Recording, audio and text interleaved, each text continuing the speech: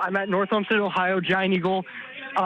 Someone just stabbed a kid and a lady in the parking lot. Screams in the parking lot as we were parking or walking to our car, and we saw the kid. I need to tell you, that was bad. Hello, and welcome back to my channel where we are all crime, all black, all the time. 911, what is your emergency? There is a child. He's bleeding all over the place. We're at North Olmstead, Giant Eagle. I don't know what happened to him. Okay, what exactly is going on? There's a kid. He's bleeding all over the place. We're at Giant Eagle. He's outside. We're in the parking lot right now. Okay, is the child conscious and breathing? Is he breathing? I don't know. But they're doing CPR on him. They're doing CPR? Yes, right now. Okay, hold on 1 second. North Olmstead units, be advised there's a child that is possibly injured. They're doing CPR on him now. Okay, I'm going to stay on the phone with you for a couple more minutes. I have officers en route. I'm going to get a couple more things from you, okay? Okay. Right now. Okay. Then another call came in with reports of a black woman wearing all black who was stabbing people in the grocery store parking lot. See that large? 911, what is your emergency? There's a lady with a knife stabbing somebody in the North. Where? The Giant Eagle. She's stabbing somebody? She's stabbing. She's walking North Olmstead units, start responding to North Olmstead Giant Eagle. We have several calls with somebody with a knife trying to stab people. Right there, stop. Do you have a description of her? Yeah, she's a black female. We got eyes on her. She's walking towards Lorraine. Okay, she's outside now? She's outside walking. Okay. With a knife in hand. This is going to be a black female walking towards Lorraine Road with a knife. Black shirt, black leggings. All black? Right here, you're not going to follow. All black. Is anybody injured? Yeah, somebody's injured. I think this kid was stabbed in the mother's shoulder. Okay, hold on a minute. Have you set then? What else does she look like? She's a black, tall female wearing black leggings, black T-shirt. She's actually walking towards Silver Center on Geppetto. My caller said she can see her now. She's walking out towards Silver, closer to Geppetto's Pizza. She's literally got a knife in her right hand. Okay. 10-4, affirmative. Now she's walking towards Dover. Okay. Get out of the way. Stop right there. Ma'am, don't hang up the phone. I'm just going to keep you on hold. I got to get an ambulance heading there, okay? Officers with North Olmstead PD quickly responded to the scene.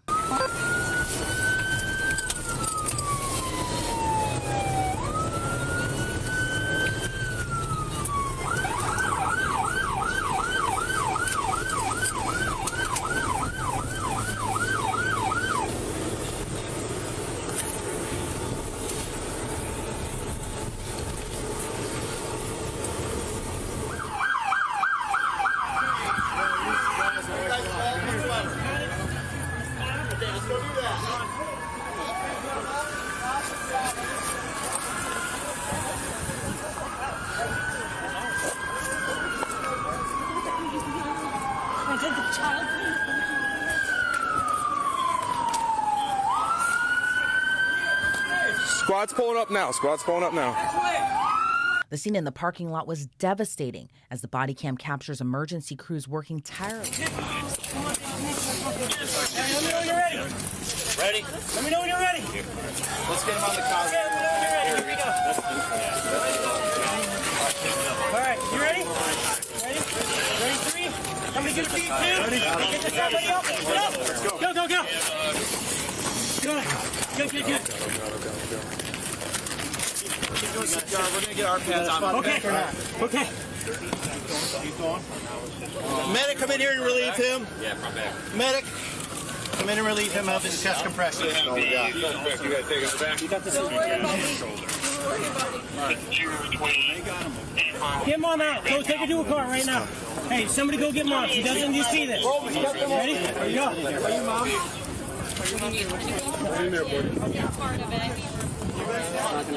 This time, police have already been on the hunt for Ellis, who was found still with the knife used to commit the brutal attack. Arms at your side. Crossfire. 211, I need a car to go help the kid. He's in the first couple aisles. Where's your cuffs? Get custody? Who's got cuffs? Slow down. Hold on. We're good. All right. Yep. Okay. Ken, you want me to go to the female or Giant Eagle? Go to the female that you have. She's in the first 3 rows, farthest north. Copy, I will be up. You got a med kit? Okay. Roll her on the side. You're good. Who's got a med kit in the front? We gotta get her up. We have a female in custody. Are you bleeding? Are you hurt anywhere? Female in custody, 1504. Knife right there. 5217, I'm out. Let's get her up. Here you go, man. Hold you up, okay?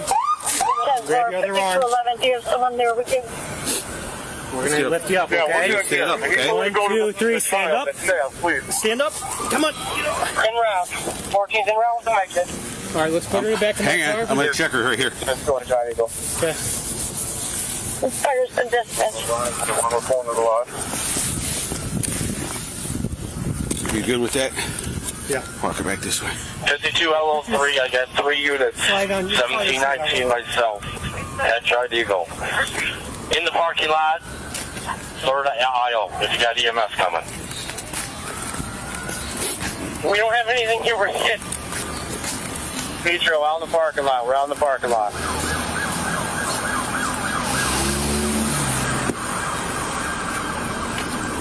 Take a seat. I'll crank up the AC for you, okay? We gotta get some tape, rip this off. Get any tape back here? Tape? Yeah. After Ellis's arrest, police shared more shocking. Surveillance video captures Ellis outside a thrift store with the knife used in the gruesome attack.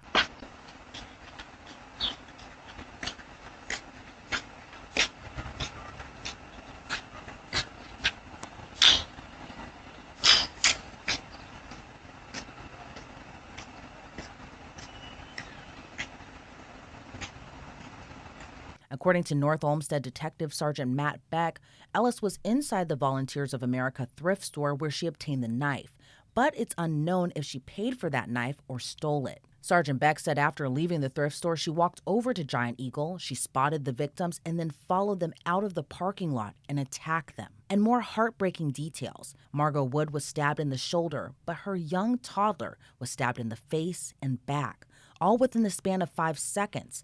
Then Ellis started walking away. 3-year-old Julian tragically died at the hospital.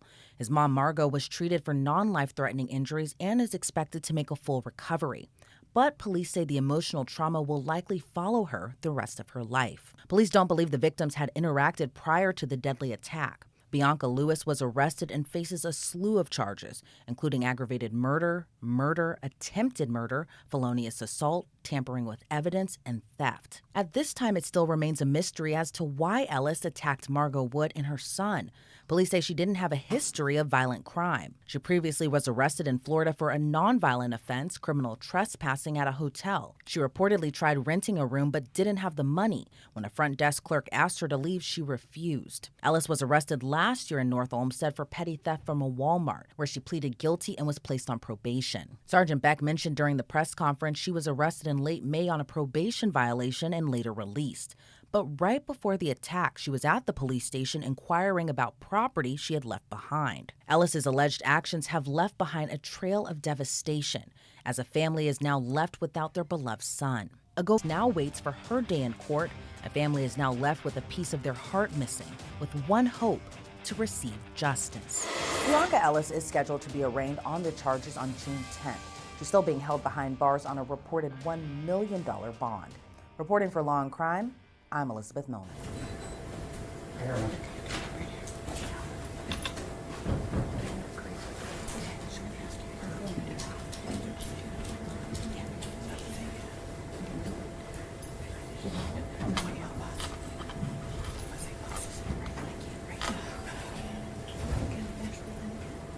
Hello, Miss Ellis.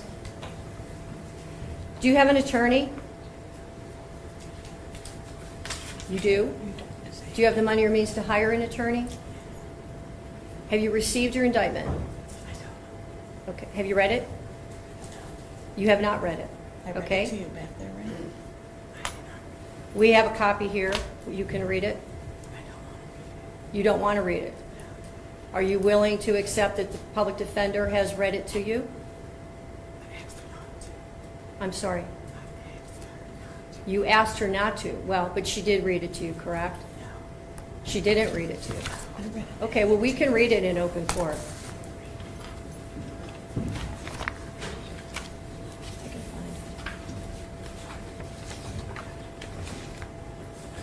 Okay.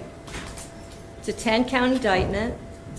Count 1 alleges that on or about June 3rd, 2024, the defendant did purposely and with prior calculation and design cause the death of J.W. 10/29/2020. The state of Ohio reserves the right to seek a superseding indictment containing the appropriate 2929.04a aggravating circumstances specifications. And so you understand that means the state is reserving its right to add a death penalty specification. Count 2 alleges that on or about June 3rd, 2024, that the defendant did purposely cause the death of J.W. 10/29/2020. Count 3 alleges that on or about June 3rd, 2024, the defendant did cause the death of J.W., date of birth 10/29/2020, as a proximate result of the offender committing or attempting to commit an offense of violence that is a felony of the first or second degree, to wit, felonious assault, Ohio Revised Code Section 2903.11A1, and or endangering children in violation of Ohio Revised Code Section 2919.22B2. Count 4 alleges that on or about June 3rd, 2024, the defendant did knowingly cause serious physical harm to J.W. on date of birth 10/29/2020. Count 5 alleges that on or about June 3rd, 2024, the defendant did torture or cruelly abuse J.W., date of birth 10/29/2020, a child under 18 years of age, and furthermore, the violation resulted in serious physical harm to J.W., date of birth 10/29/2020. Count 6 alleges that on or about June 3rd, 2024, the defendant did attempt to purposely cause the death of Margot Wood. Count 7 alleges that on or about June 3rd, 2024, the defendant did attempt to cause the death of Margot Wood as a proximate result of the offender committing or attempting to commit an offense of violence that is a felony of the first or second degree, to wit, felonious assault, Ohio Revised Code Section 2901.11A1. Count 8 alleges that on or about June 3rd, 2024, the defendant did knowingly cause serious physical harm to Margot Wood. Count 9 alleges that on or about June 3rd, 2024, the defendant did, knowing that an official proceeding or investigation was in progress or was about to be or likely to be instituted, alter, destroy, conceal, or remove any record, document, or thing with the purpose to impair its value or availability as evidence in such proceeding or investigation. Count 10 alleges that on or about June 3rd, 2024, the defendant did with purpose to deprive the owner, Volunteers of America store, of property or services, to wit, knives, knowingly obtain or exert control over either the property or services without the consent of the owner or the person authorized to give consent. I have now read the indictment to you. Do you wish to enter a plea of not guilty? C. Pardon me? C. What's same mean? Yes or no? Yes. Okay. Anything else before I pronounce bond? Your Honor, we would just ask that you consider assigning the Public Defender's Office, recognizing this is not our number. We did represent her at the first appearance unit. I did meet with her on Friday. We have had contact with her family and begun working on the case. Thank you, Your Honor. When the original bond was set out of Muni Court, the bond was set at $1 million, and it was before the passing of one of the alleged victims. I do not believe that bond is appropriate given the change in circumstances and the allegations that are contained in this indictment. Bond is set at $5 million, cash, surety, or property. GPS, no contact with any surviving victim or victim's family, DNA order. Judge is John Russo. Pretrial is June 17th at 9 a.m. I'll assign counsel. Thank you, Your Honor. Thank you, Your Honor. Topping our news this hour and in your 17 Crime Watch, a woman who stands accused of killing a child outside an Ohio grocery store says she's killed before here in Bakersfield. 17's Michaela Armstrong has the story. Bionca Ellis is accused of fatally stabbing a 3-year-old boy outside a Cleveland, Ohio supermarket. Ellis is facing charges of murder, aggravated murder, attempted murder, and more. The 32-year-old pled not guilty to all 7 of her charges at her arraignment Monday. According to police, the motive for the stabbings is unclear and appears to have been a random attack. Still, according to court records, Ellis told police that a few months ago, she killed a woman in California, Bakersfield, California, and dumped the body in an unknown area, possibly near a river. Kern County criminal case records show Ellis was accused of 3 counts of battery charges in late January. Ellis's depiction to Cleveland police was vivid, describing in the court records the victim was a, quote, a white female, approximately 5'6", 150 pounds, and she was a bartender who worked at a bar. We reached out to the Bakersfield Police Department about the possible murder, and a spokesperson for the department responded, quote, Ellis did make some spontaneous statements, which were relayed to our investigators. This information was shared with the other investigators to ensure that the information provided wasn't consistent with the unsolved homicides that we were investigating. Therefore, BPD did not have enough evidence to hold Ellis on a murder case, according to the spokesperson, stating, quote, the information does not match any cases actively being investigated, and at this time, Ellis is not a person of interest or being investigated for any offense. But did Ellis kill someone in Bakersfield? Is there an unsolved murder that could have been at the hands of this accused killer? And does she have an alleged pattern of spontaneous killing? Many questions remain, but BPD says in regards to Ellis, the case is closed in Bakersfield. Police previously arrested Ellis on allegations of petty theft in Walmart in Ohio, arrested her for a nonviolent crime in Florida. And NBC News spoke to a detective who is working on her case currently and said there was nothing in her past to suggest, quote, that she has any violent tendencies. She is under a $5 million bond, and the prosecution is seeking the death penalty. Michaela Armstrong, 17 News. 17 News has uncovered additional details linked to Bionca Ellis's arrest in Bakersfield back in January. According to court documents obtained by 17 News, Ellis was a patient at Kern Medical, where she allegedly attacked 3 hospital staffers.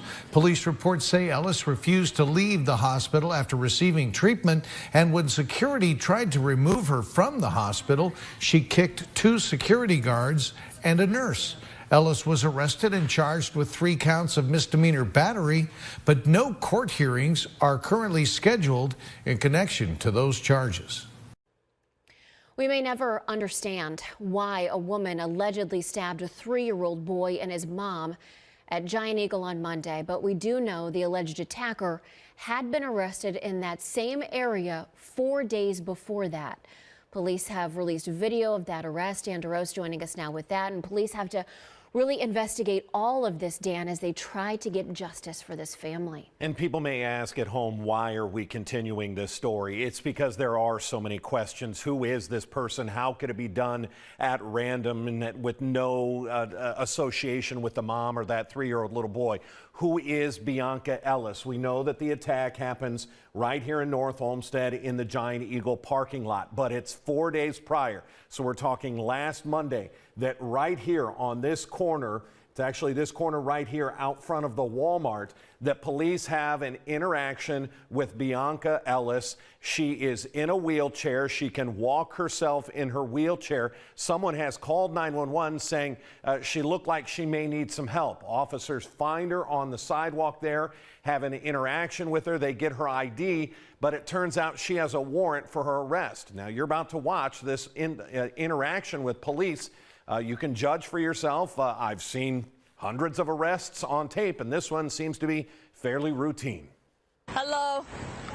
Are you all right? Yeah, I'm going over here to the bus stop. You're okay though? Somebody called because they were concerned about you. Yeah, I kind of get lightheaded from my medicine. 5221, I'm out. Do you need assistance at all? Or you need an ambulance or anything? Are you feeling all right? No, but I think the temperatures is getting to be just right. Okay. Do you have an ID on you just so I can tell them that you're all right? Thank you. Copy. All right, Bionca, you know you got warrants. Girl, I don't know. They're probably for here, yeah. Yeah, so we got to check on those, all right? You got anything crazy on you? No guns, knives, drugs, bombs, nothing like that? All right, I'm going to cuff you in the front, okay? That's fair? Go ahead, face me for a second. Right here. Thank you, ma'am. I don't want to pinch you. As you saw, she went willingly, didn't interact with police in any strange way. She was taken into custody. She was transported to where that warrant was out of. It was a probation violation warrant. She hadn't completed a class on a theft charge, and that's why she had a warrant out for arrest. It wasn't anything violent, but it is that interaction with police on Thursday, right here, that brings her back to the police department, which is right here on Monday. You're going to see that in new video just released today. A little bit of strange behavior at the police station just a half an hour before the attack at Giant Eagle. That's coming up at 4.